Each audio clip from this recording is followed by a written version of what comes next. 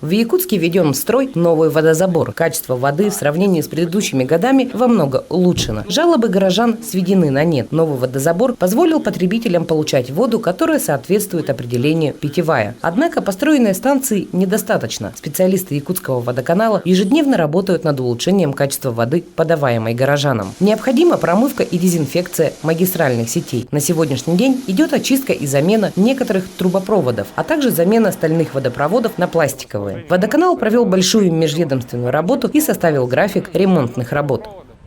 У нас происходит плановая промывка водолинии диаметром 600 мм по плановому графику, утвержденному Роспотребнадзором Республики Саха-Якутия.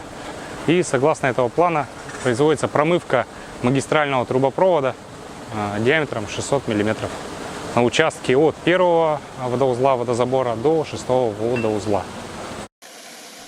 Горожанам стоит помнить, что в летнее время идет активная подготовка к отопительному сезону, и отсутствие воды не всегда связано с работами водоканала. Работы проводят все ресурсоснабжающие организации. Точную причину отсутствия воды жители многоквартирных домов могут получить в своих управляющих компаниях. Компания «Водоканал» работает строго по подготовленному графику. С ним можно ознакомиться на сайте водоканала.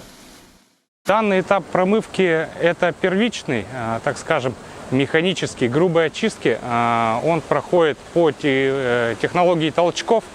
Соответственно, давление в трубопроводе магистральном гуляет, то прибавляется, вот как в данный момент, то опускается. Таким образом, если есть имеющаяся грязь в трубопроводе, она будоражится, поднимается с дна и таким образом выбрасывается через технологический сброс.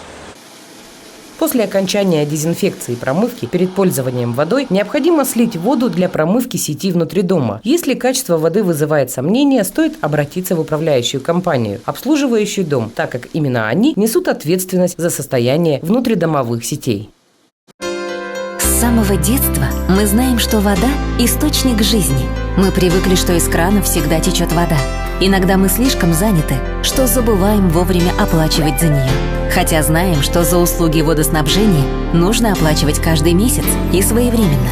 Тем более сейчас это легко можно сделать на сайте водоканала и с помощью мобильных приложений банков. Это просто и удобно. Водоканал – главный источник жизни в городе.